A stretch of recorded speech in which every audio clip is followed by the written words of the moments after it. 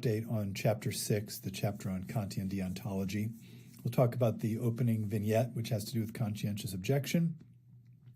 We'll talk about Kant's views of race and women, very briefly about John Rawls, and then conclude with a discussion of a new reading that's included in this new edition by Charles Mills. So the opening vignette is focused on conscientious objection. And again, I want to emphasize here there's a conflict of values, which is why it's an interesting vignette to talk about. The question is whether you're obligated to obey an unjust law or comply with a policy that you think is immoral. Now, here's the issue. From a certain perspective, if we talk about doing our duty, and as you'll see in this chapter, Kantian deontology is about doing our duty, we may think that we have a duty to obey the law that's absolute, that we always have to obey the law. But, as you noticed in the opening vignette, and if you think about it just for a couple of minutes, there are some circumstances in which you may have a duty to disobey the law. So here is the real interesting question. We give an example of Henry David Thoreau, who refused to pay his taxes because he didn't want to support slavery and he didn't want to support an unjust war.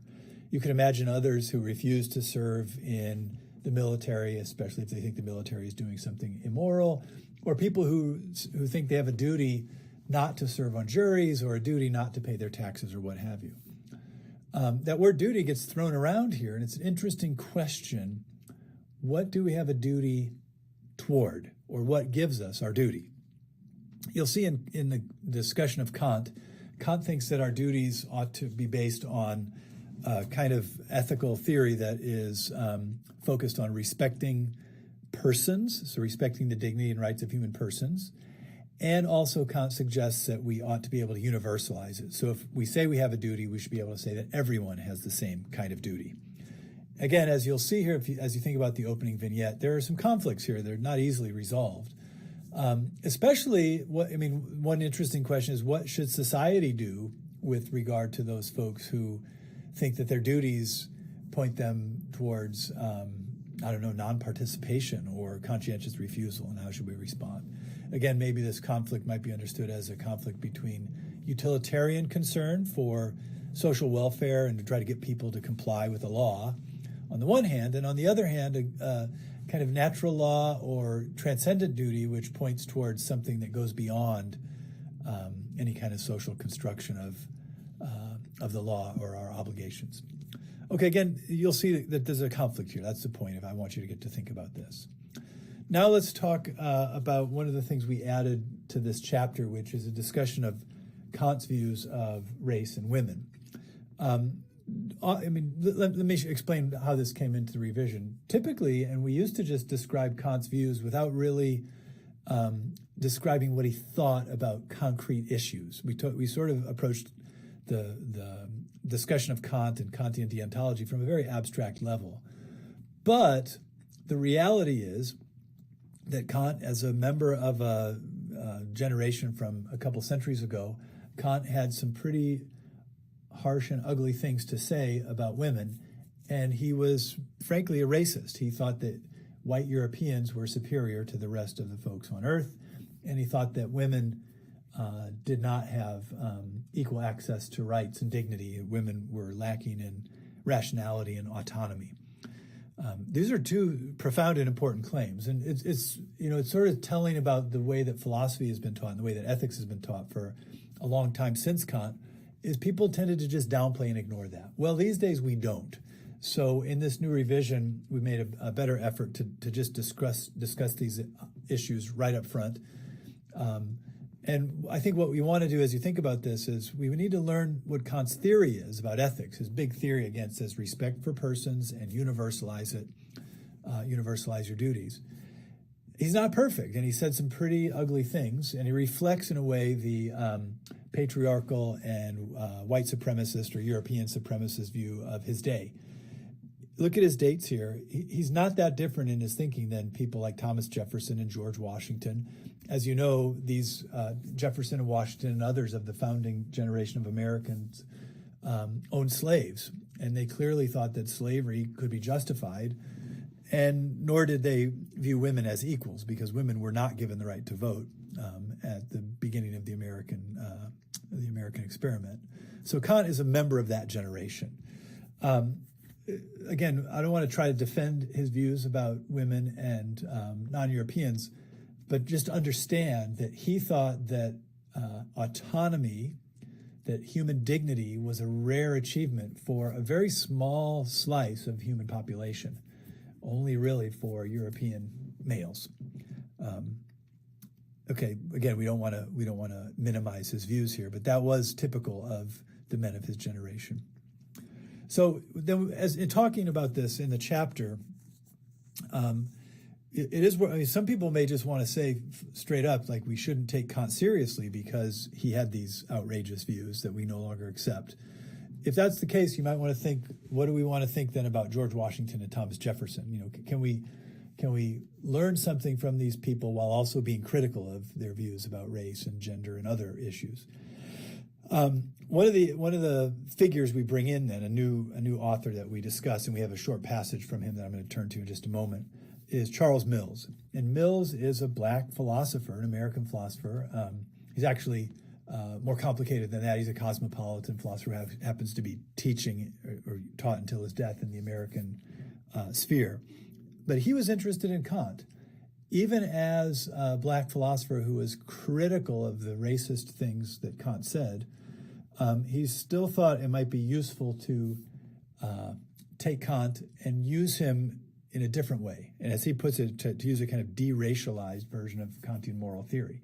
What would that look like? Well, just think about this again. So if Kant emphasizes autonomy, respect for persons, a kind of impartiality and equality of judgment, kind of abstract deontological theory that we associate with Kant, that should frankly lead us to criticize racism, slavery, sexism, all the sort of things that leave us unequal, that seem to be disrespectful. We can use Kant to criticize those very structures. In fact, say this more strongly, we should be able to use Kant's moral theory to criticize Kant's racism, use Kant's moral theory to criticize Kant's sexism.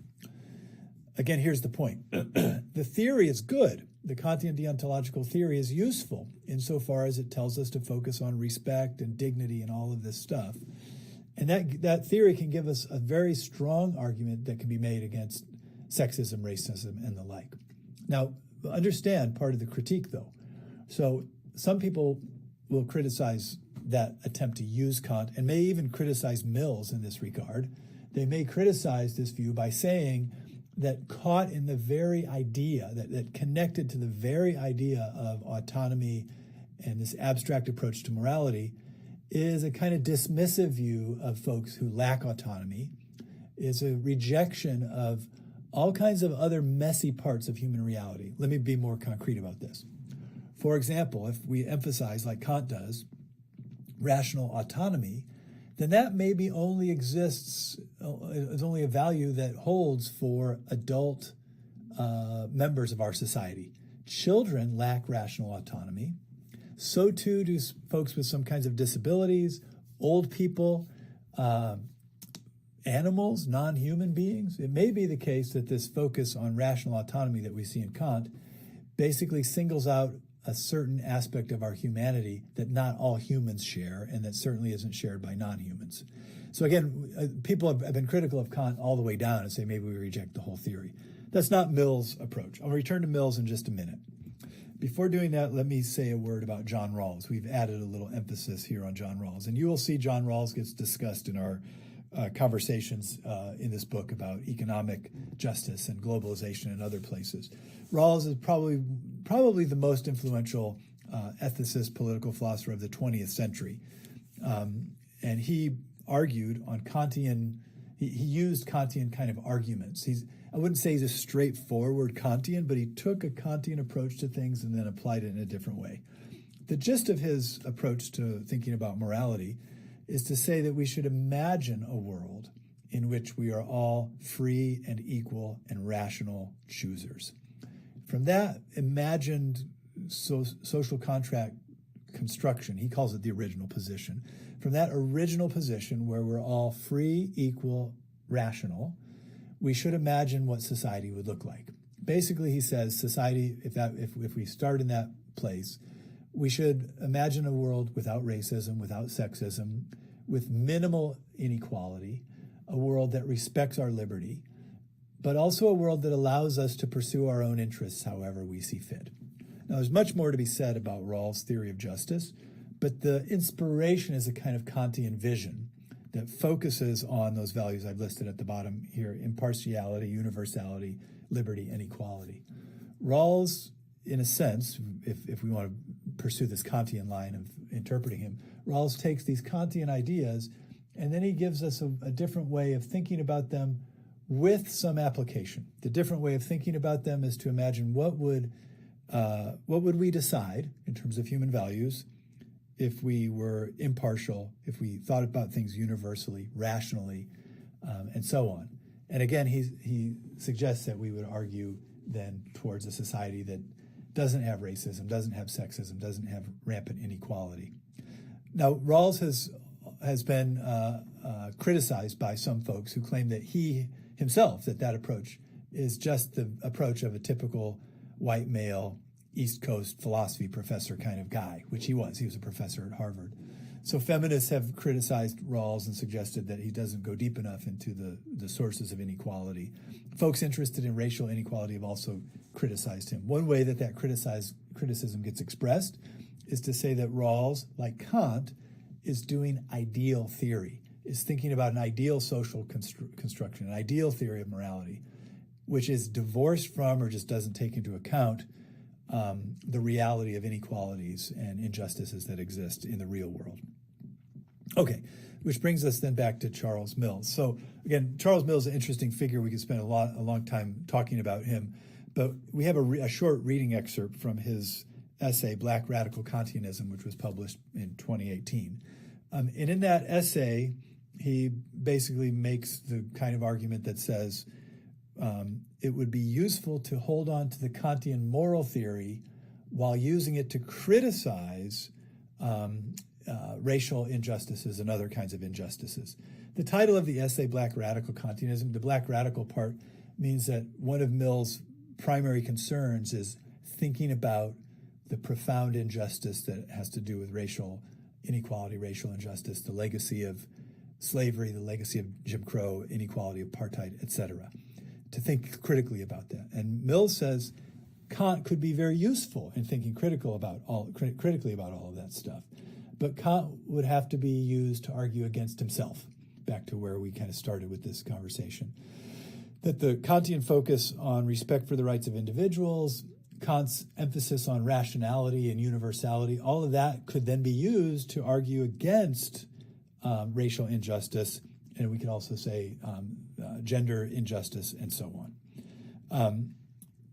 You can read this. These are some passages from his essay. The last quote there, he says, "The problem, in my opinion, has been less Kant's own racism than the failure to rethink those principles and ideals in light of a modern history structured by racial domination." So he's not saying we just ignore Kant, although, of course, the parentheses there, he notes that most scholars of Kant have tried to ignore or downplay his racism and sexism, at least until the last 10 or 20 years ago. But then, as I suggested, we use Kant's ideas and apply them against racial domination. And we got to think about the history of inequality and sexism and so on in our civilization. And what can we find in Kant what resources can we find in Kant to criticize those inequalities and those injustices?